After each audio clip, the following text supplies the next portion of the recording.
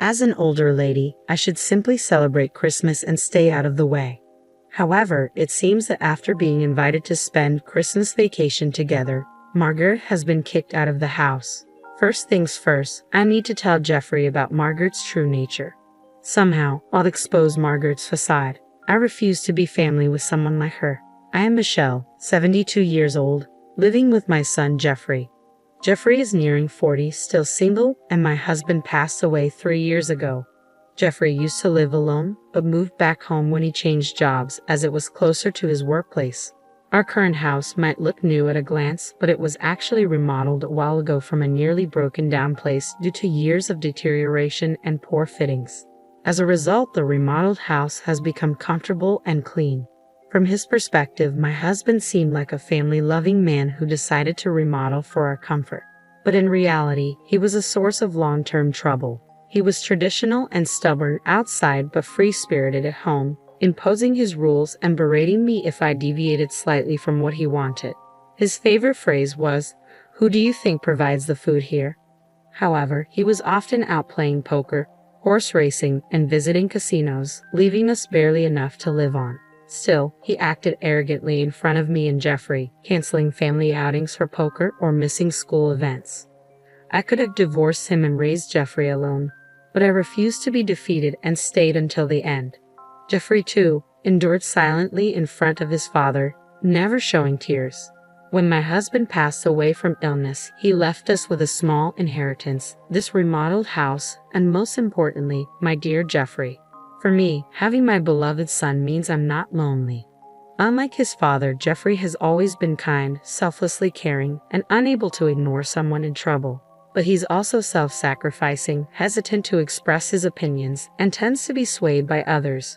I worry his excessive kindness might lead him into trouble someday. His current workplace has a good environment, but is mostly male-dominated, with little talk about women. Now that my husband is gone, I'd be alone if Jeffrey marries. Though it would be lonely, I hoped he would meet a wonderful woman and start a family. Then one day, Jeffrey made a sudden confession. "I've promised to marry someone. I want her to meet you, Mom." I was overjoyed, almost jumping up. Jeffrey, nearing 40, working among men, commuting between work and home, living with his mother, he's not the most sought-after type. That a woman wants to marry him is such a joy. If things go smoothly and Jeffrey marries her, he will, of course, leave my side. It would be a lie to say I wouldn't feel lonely, but as a mother wishing for Jeffrey's happiness, I couldn't be happier. If you've chosen her, I definitely want to meet her. Well, what's she like? Jeffrey's eyes sparkled as he spoke, a look I had never seen before. If Jeffrey speaks of a woman with such eyes, she must be a wonderful lady. I eagerly anticipated meeting the woman Jeffrey confidently chose. Then, on the promised day, Jeffrey brought his girlfriend home. "Mom, this is Margaret, the woman I've been dating and considering marrying." However, the woman Jeffrey brought neither introduced herself nor nodded in greeting. She just stood there silently. At first glance, she seemed aloof and distant, not the type I imagined Jeffrey falling for. She continued to ignore everything, barely greeting, and just surveyed the house. She sipped the tea I offered with disgust, wiping everything she touched with disinfectant wipes. These odd behaviors made it clear that this wasn't the typical first meeting with a future mother-in-law. I secretly dreamed of doting on my daughter-in-law like my own child, but that dream seemed to shatter in an instant. Frankly, I felt uncomfortable in such a short time and didn't want to get too close. Even if she was Jeffrey's choice and a future daughter-in-law, it seemed she felt the same as days passed without any contact after Margaret left. I confronted Jeffrey after she left. "You're dating Margaret and want to marry her, right? From today's encounter, I can't see her appeal." Jeffrey explained that Margaret was shy around new people but charming, strong, and kind, having overcome tough times. They had met at a party hosted by a coworker, where Margaret had shared her hardships. While I thought it was typical Jeffrey to want to help someone in need, dating and marriage were not simple matters. However, considering today's behavior and how they met, Margaret seemed like a complicated person. Despite appearing cute in the relationship, I had a feeling it would be difficult if they lived together. Then, one day, Jeffrey announced he was moving out, probably because of Margaret. Watching Jeffrey with mixed feelings, he murmured quietly, "I didn't expect Margaret to go ahead with it at this time." Apparently, they had discussed deciding on a date and making the commitment as a couple. But Margaret had gone ahead and submitted the marriage application alone just before noon that day. It seemed unreal, but Margaret couldn't wait and had bound them as a couple without Jeffrey's knowledge. Considering the first impression, Jeffrey's stories, and this unilateral action, it raised concerns. I felt nothing but anxiety. Are you sure? Okay, it's fine, I reassured myself. Margaret is a kind woman. Then, I received a message from Margaret. She wanted Jeffrey to choose his wedding gift from several options she had sent. When I checked the items, they were all worth several $1,000s. Even for my son's wedding, that's not an amount I could easily afford. Margaret's actions, showing such rudeness upon submitting a marriage application without Jeffrey's knowledge to become a couple, and then demanding ultra-expensive home appliances, were simply too audacious. It was surprising that Jeffrey chose someone like her as a life partner. But to celebrate his new beginning, I decided to give them a state-of-the-art high-performance air conditioner. Margaret will love this air conditioner, so I guess this will be my wedding gift to you too, I told Jeffrey. All right, Mom, thank you. I appreciate you listening to Margaret's request, Jeffrey responded. It wasn't cheap for me either, but I splurged for the sake of Jeffrey and his beloved new life. Even after installing the air conditioner Margaret wanted, I received neither thanks nor any contact from her. Is this how people are nowadays? Time passed without any particular communication from Jeffrey or Margaret. They were living in an apartment in the next town, less than an hour's drive from my house, but I heard nothing from them. It's not too far for a visit, but they must be busy with work in their newlywed life, I thought, so I refrained from contacting them. However, a situation arose where I had to reach out. My brother, Jeffrey's uncle, had passed away. He was an uncle to Jeffrey, too, who had loved him when he was a little boy, although he was in contact with him less frequently now. Jeffrey was fond of him as a child and wanted him to attend the funeral, even if he couldn't make it to the wake. Having not spoken for a while, I wanted to hear his voice and called, but no matter how many times. I called Jeff's mobile, but it wouldn't connect. Even worse, when I tried the next day, I got a message saying the call couldn't be connected. It seemed like I was blocked. The kind Jeffrey who always stayed in touch over small matters, blocking me? Hard to believe. But with no way to contact him and the funeral not waiting, it proceeded without the Jeffrey couple. Half a year later, Margaret suddenly contacted me. Michelle might be lonely this summer, and Jeffrey has a middle school reunion around the end of the year, so he wants to let loose.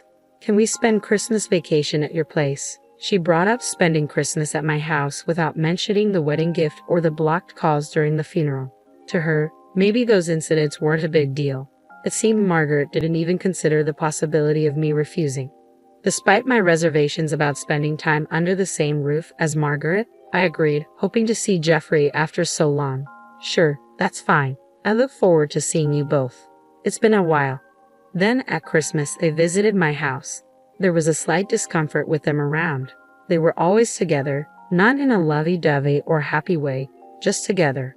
Margaret followed Jeffrey even to the bathroom or when he needed to fetch something. At first, I thought she had business in the same direction, but it seemed not. It might sound harsh, but Margaret's gaze and movement suggested she was monitoring Jeffrey, ensuring he didn't do anything unusual. I was shocked when I caught a glimpse of Jeffrey's face as I stood up to serve tea. Jeffrey was looking down, avoiding eye contact with Margaret. I struggled to understand why they were in such a situation, but the reason for their behavior would become clear later in the evening. Jeffrey left for his middle school reunion, feeling awkward. Alone with Margaret, I stood up to clean as usual. I started vacuuming, but suddenly the vacuum cleaner stopped. It was working fine yesterday. At that moment, with a loud bang and a strong impact, I found myself knocked over into the garden along with the vacuum cleaner. Luckily, I was wearing thick socks, but with the snow outside, I'd freeze if I stayed there. Who would do this? A suspicious person? A burglar? As I tried to get up, I saw it was Margaret who had thrown out the vacuum cleaner and me.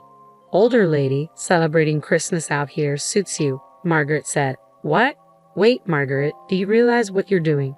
I exclaimed. Shut up, older lady. I'm looking forward to the times while he's gone. It'll be a great night without you in the way. Sit. Don't interfere, she snapped. Saying that, Margaret started making a phone call to someone, apparently a man, judging by the name she called. Her flirting voice and the way she spoke suggested she was planning to meet a lover in this house. Indeed, the house was newly remodeled and minimalistic, thanks to me. But who would think to use their mother-in-law's house, where their husband grew up, to cheat? Margaret, it seemed, was the type to kick out her mother-in-law and bring her lover over, taking advantage of Jeffy's absence.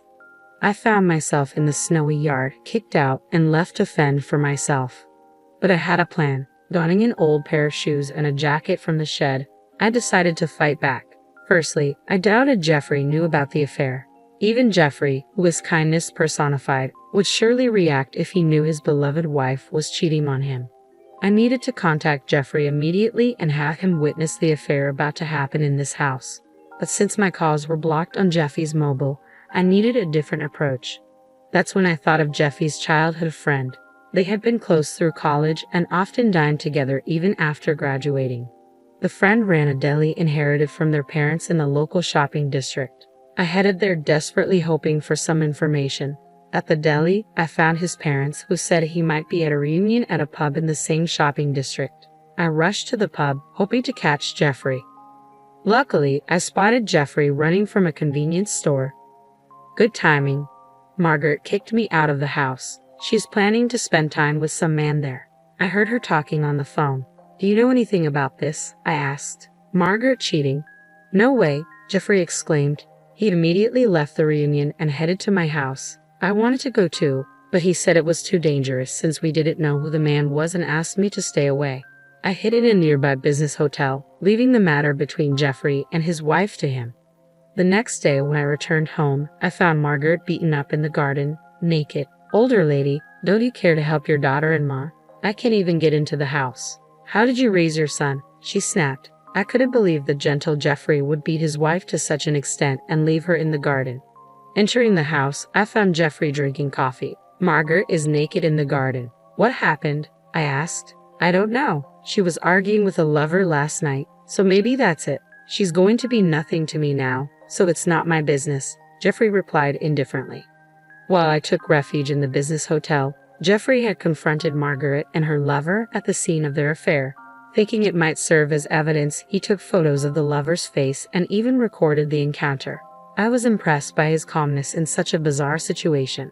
From the recording, it seemed the lover, not expecting Jeffrey's return, lashed out at Margaret in anger. The recording also captured the lover stripping Margaret of her expensive-looking branded clothes, apparently intending to sell them.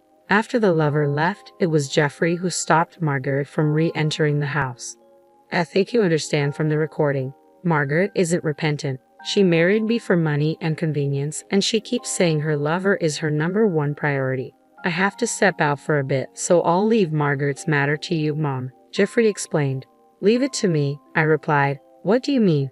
I didn't want such a person in my house, so I didn't let her in. If Mom wants to let her in, I won't stop you, Jeffrey said before leaving. As far as I was concerned, my daughter-in-law had been awful to me, and now she had gotten her just desserts. I felt no obligation to help her for no reason and decided to leave her as she was. Although Jeffrey's photos and recording gave me a good idea of the situation, I decided to check the security camera footage for a clearer picture. I was thankful I had installed the cameras after hearing about a burglary at a relative's house. Neither Margaret nor her lover seemed to realize their actions were being recorded in someone else's house, causing trouble. While examining the footage and photos, I noticed something familiar about the lover's unusual hat. As I was pondering this, the noise outside caught my attention, accompanied by the doorbell. When I opened the door, there was a police officer. It turned out Margaret had played the victim to the neighbors, leading to a report of an injured naked woman in the garden. Sorry for the disturbance, officer. Margaret got involved in some trouble, but neither Jeffrey nor I saw her get injured. We have security cameras so we can explain what kind of trouble it was, I explained. I shared the events of the previous night along with the evidence from the cameras and photos. The police seemed to understand that Jeffrey and I were not involved. However, they couldn't leave an injured naked woman in the garden in the middle of winter. Margaret was taken away in a police car. Suddenly, I remembered who the man in Jeffy's photos of the lover was. Just then, Jeffrey returned. Mom, I'm back. I filed for divorce. Margaret and I are now complete strangers, Jeffrey announced. Divorce? What do you mean? I asked, shocked. Margaret has been throwing tantrums when things don't go her way since we got married. I've tried to meet her expectations, but at some point, she started using a pre-filled divorce form as a threat, Jeffrey explained. Having fallen for Margaret, I tried to fulfill her wishes, but she exploited my willingness, acting tyrannically when things didn't go her way. She used the divorce form as leverage. Hearing this, I was at a loss for words. But then I remembered something and shared it with Jeffrey, who suddenly stood up with an idea. We headed to the police station where Margaret was being temporarily held. I waited for you, Jeffrey. I knew you'd come. You're my dear husband, not heartless enough to ignore your wife in this state, Margaret said. What are you saying? We're strangers now. I just came to tell you something with Mom, Jeffrey responded. Huh? What do you mean, a bad joke? I understand this older lady coming to apologize, but strangers. Margaret must have thought Jeffrey was coming to rescue his beloved wife and expected me to apologize for leaving her in the garden. I submitted the divorce papers with your section filled out, Margaret. We're no longer a couple, I interjected. What? What are you doing, Jeffrey? Remember when you submitted the marriage application without permission? It's too convenient that it's okay when you do it to others, but not when it's done to you, right? Jeffrey argued. Margaret was speechless at Jeffrey's logical argument, but I had to say something too. The man you brought home, he's a business owner, right? I asked. Yes, he's a young, talented owner of a beauty salon. He proposed with a bouquet of roses last week, saying he'd make me a CEO's wife, Margaret replied confidently.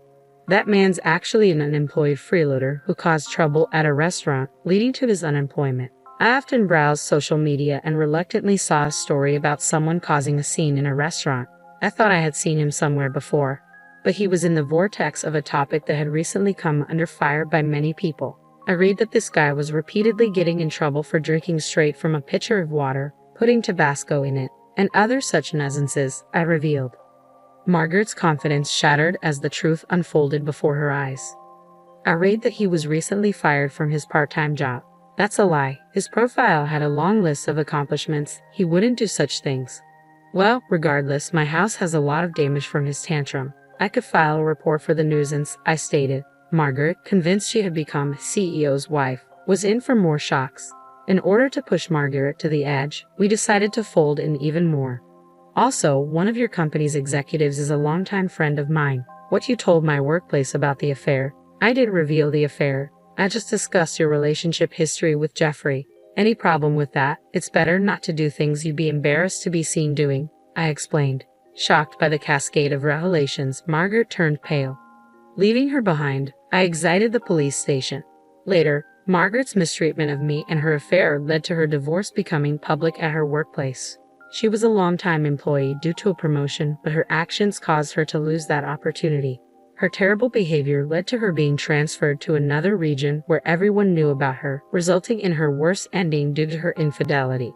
Why is everyone avoiding me? I was just in a pure romance with the talented CEO. Are they jealous of me, who could have been a CEO's wife? Margaret exclaimed. Tell a friend of yours on the board to stop the stupid workplace bullying. You think you're being ostracized and bullied just because you're out of place after being transferred? That's a naive way of thinking. There's nothing I can do about it, sorry, I responded. Eventually, Margaret had nowhere to belong at work and ended up resigning. Worse, she became homeless. How can you leave me, your ex-daughter-in-law, without a home in the winter? Isn't it heartless to have a woman shiver outside? Margaret accused. What are you saying? Who kicked Mom out into the snow-covered garden? You're only thinking of yourself. Your words and actions don't match, Jeffrey retorted. The apartment where Jeffrey and Margaret lived was company housing for married employees, so Margaret was evicted due to the divorce. Despite this, Margaret, not giving up, repeatedly harassed Jeffrey. You're there, aren't you? How can you not help your wife in trouble? Don't you have any kindness? Margaret pleaded. You expect kindness from others while ignoring your own actions. But I guess explaining this is useless, I remarked. Not satisfied with harassing Jeffrey, Margaret also came to my place, even following me to the supermarket. Can you leave your daughter-in-law in this situation? Would you do the same to your son? Your son abandoned his troubled wife, abandoned his troubled daughter-in-law.